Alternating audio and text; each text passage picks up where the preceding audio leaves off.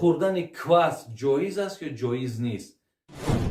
گفتن آدمی که نماز نخواند روزه میگیرد این چه حکم دارد؟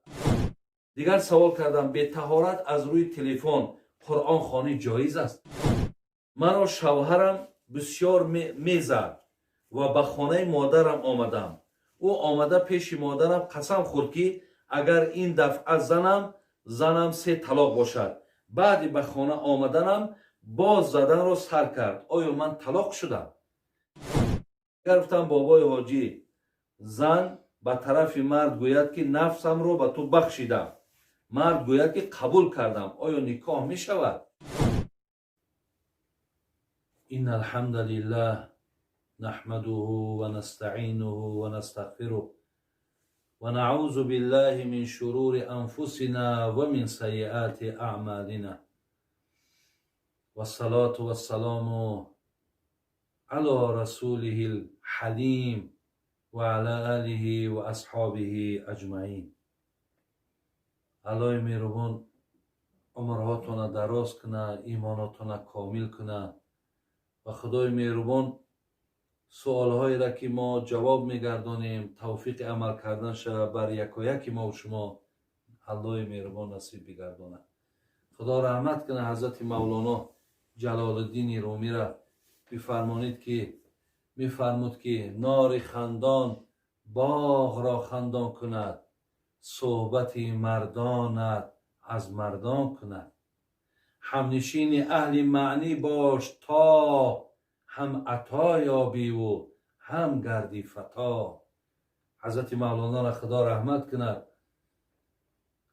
این حضرت میگه اگر شما خواهید که از نزد خداوند عطا یابید، شما برکت یابید، اجر یابید، یا همچنان گردی فتا، یعنی همچون مرد باقی مانی، این عزیز خدا میگه باید در این باغ داخل شوی، تو باید در این صحبت اشتراک کنی، تو باید که مقصد این برنامه است، این نوار است، تو باید که گوش اندازی تا مقصد به این فضیلت و به این خوبی ها شما رسید. خدای مهربان این عزیزای خدا را هم رحمت و مغفرت کنه و از نصیحت هاش خدای مهربان ما و شما را برخوردار گردانه. میاییم به سری سوال هایی که باقی مانده ای که در اینجا در نزد منم.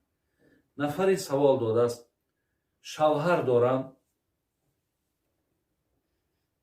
صاحب 3 فرزند، شوهرم گاه کار میکند گاه نمیکند.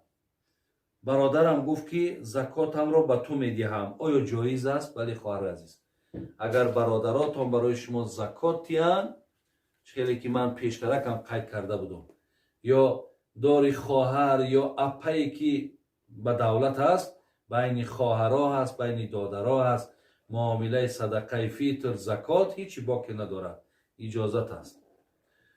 دیگر سوالی که کردن گفتن آدمی که نماز نخواند روزه میگیرد این چه حکم دارد؟ البته ما هیچ وقت باید در راست نفرهایی که نماز هم نخواند روزه هم که نگیرد و بر یگانگی الله مهربان باور داشته باشد، رسول اکرم صلی الله علیه و سلم را همچون پیغمبری بر حق بداند، ما در راست این آدم هیچگاه حق ملامت و حق توهین و حق تحقیر نداریم. بسیار خوب شد الحمدلله رب العالمین که نفری اگر نماز نخواند و روزه گیرد، از خدا امید است که تو اگر از حال او که آگاهی داشته باشی، تو باید که دعا کنی که خدایا همین نماز هم مثل همین روزه یکی از رکنهای دین هست، خدای توفیقی پایبند شدن نماز هم نصیبش کن، یا اینکه میتونی که با او با ملائمی و با نرمی با صحبت برایی. گویی که برادری عزیز از نماز دیده مقصد ادای روزه مشکل است که چقدر نفس آدم اذیت میکشد. اکنون نمازش اوقا مشکلی نیست، بیا برادر عزیز همین نماز شم خانه. برای همین شما میتونین از این راه استفاده برین، صف نمازگزارهامان و صف روزه‌دارهامان زیاد میشود. یا نفری بگذار نمازش میخواند یکی روزه را نمیگیرد. بیا ما او را مصلحت کنیم، بیا او را ما امر معروف کنیم، بیا برای مصلحت های خوب تیم. انشالله از خدا امید است که این انسان هم با رو به سوی مقصد روزه است یا نماز است میارد. الله همشون را توفیق دهد. ما هم طرفدار اینیم که هم روزه گیرد هم نماز کند. ولی مادامی که این آدم در یک قدم پیش گذاشته است، در قدم های دیگر با او را یاردم کردن در کار. ما بسیاری وقت برادران زبان های درشت داریم. یک کس میبینیم نماز میخواند و روزه نمیگیرد، در حال حقارت میکنیم. یا میبینیم که مثال روزش میگیرد نمازش نمیخواند، در حال چیکار میکنی همون روزه تا گرفته، آخه روزه تا حلال نیست، این روزه تو فلان نیست گفته. اینا در ما حق نداریم. الله مهربان در قرآن میگه ادعو الی سبیل ربک بالحکمت والموعظه الحسنه. خدا میگه شما با حکمت، یعنی بین با علم و همچنان با موعظه های حسنه، با صحبت های نرم و ملایم مردم به سوی من دعوت کنید. خدا میگه اگر شما رضاگی من میخواهین، من شما را میگم که از همین راه مردم دعوت کنید. و سخن قبیح و سخن درشت و سخن های سخت، به اینها برادرای عزیز ما هیچ وقت با مقصد نمیرسیم و هیچگاه هم در پیش خدا اجر پاداش هم نمیگیریم. تا امروز هم برادرها اگر تخمین کنین کسی همین سخن سخت دعوت میکند، هیچ کس ویا احترام هم نمیکند و دیگر اینکه سخنش تأثیر هم نداره. ولی هر کسی که با نرمی با راه های خوب مردم دعوت میکرد که عیناً خدا همین را گفته است، انشاءالله اون نتیجه خوب دادگیه.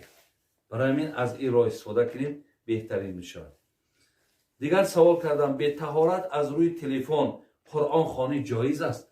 بله برادر، هر کسی که اگر طهارت هم که نداشته باشی، قرآن خود تلفن باشد خود به تلفن باشد، تو میتونی که به حضور خواندن بگیری. فقط طهارت برای آن لازم است که تو قرآن بقپی. خدا در قرآن گفتگی است که شما قرآن به طهارت قپیدن نمیتونی، ولی خواندنش به طهارت به قپیدن اجازت است. دیگر گفتم که مرا شوهرم بسیار میزد و به خانه مادرم آمدم. او آمده پیش مادرم قسم خورد که اگر این دفعه زنم 3 طلاق باشد. بعد به خانه آمدنم باز زدن را سر کرد. آیا من طلاق شدم؟ یعنی اینها را طلاقای با شرط میگن.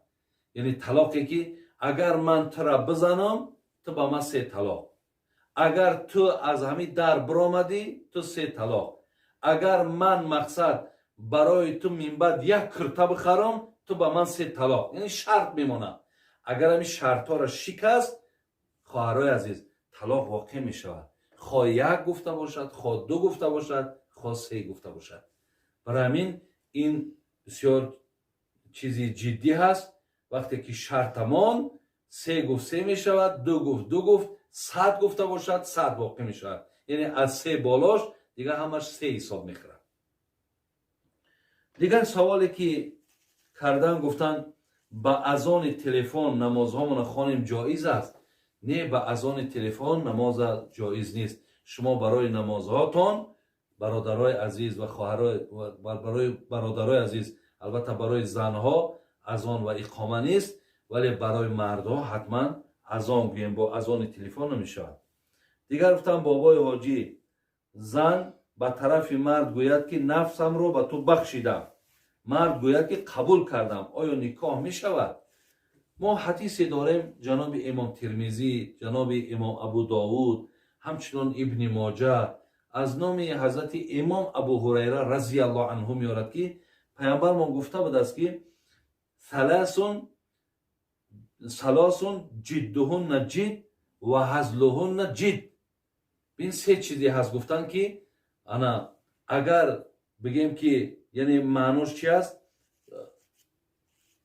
جدهن جد یعنی جدی هست و همچنان هزلش هم جدی است. یعنی به هزل هم بگوی جدی حساب میخورد، اگر با طریق جدی هم اگر بگوی همون جدی حساب میخورد. اینها چی هست؟ یکیش نکاح، دیگرش و طلاق. و دیگرش و رجعه. پیامبر صلی الله علیه و سلم گفت سه چیزی است که شوخیش هم جدی است. یعنی این یکیش طلاق است، دیگرش نکاح است. برای همین هر کسی که اگر با شوخی هم زنش بگه زنک تو با من حرامی، زنک تو مقصد به جای مادرمی، زنک تو با من سه طلاقی، اگر با شوخی هم که بگش واقع میشه. اگر با شوخی هم کسی را نکاح کنی در حضور شاهدا باشد، بین البته نکاح واقع میشه. برای همین هر کسی که اگر به شرطی که با طریق شوخی هم بگه که من نفس من تو دا بخشیدم، در اونجا شاهدا باشد، نکاح واقع شدگی. یا اگر با طریق شوخی هم که زنش اگر طلاق کند وای طلاق میشه.